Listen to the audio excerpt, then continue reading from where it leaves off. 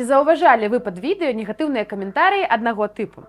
Сярод іх прысутнічаюць і сапраўдныя ябацькі, але ў большасці сваёй гэта праплачаныя інтэрнэт-тролі. З вами Яніна, вы на канале Дзікае паляванне, і сёння мы пагаворым пра тых людзей, якія стаяць за гэтым.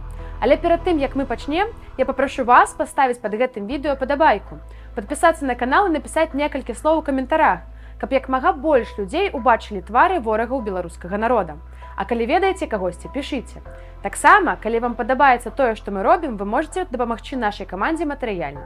Усе спасылкі ў апісанні. А цяпер пачынаем. Спачатку давайте высветлім, што такое тролінг у інтэрнэце.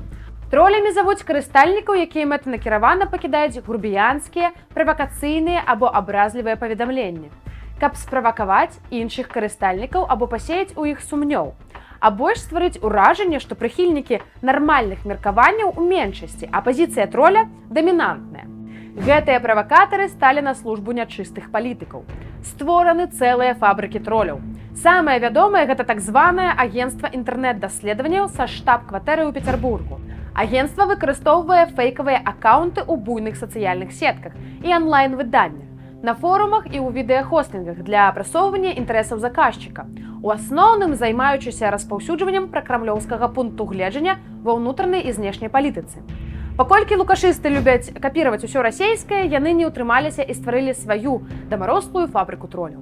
Прычым не абы якую, а на базе сіл спецыяльных аперацый – ССА. Вы не недачулі. За камп'ютарамі сядзяць ваенныя і пішуць каментарыі аб дрэнных змагарах і добрым бацьку. Прыйшоў час паказаць іх твары. Кіруе фабрыкай троляў палкоўнік Байкоў Сергей Александрович, 1978 года нараджэння. Можаце ўявіць, наколькі важныя гэты горы-каментары для рэжыму, калі камандаваць імі паставілі цэлага палкоўніка.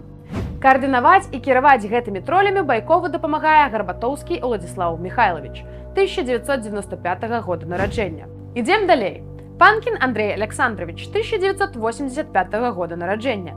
Намеснік кіраўніка, а таксама шасцёрка ААЦ, аператыўна-аналітычнага цэнтра, які курыруе гэтую багадзельню. Менавіта адтуль прыходзяць заданні і агульныя напрамкі працы.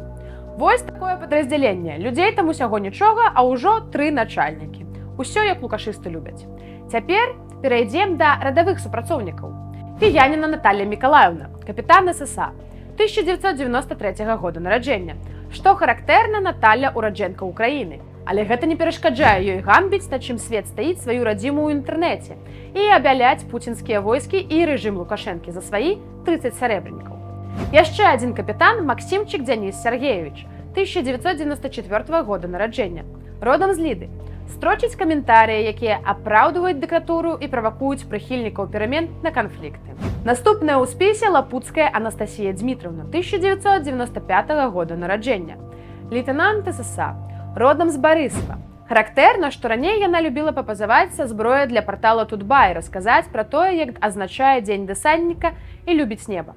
І апошняя на сёння Шыцко Марыя Валерыўна, прапаршчык ССА, 1991 года нараджэння, ураджэнка сталіцы і аматарка рамантычных фатаграфій у Восенька-Лістоце.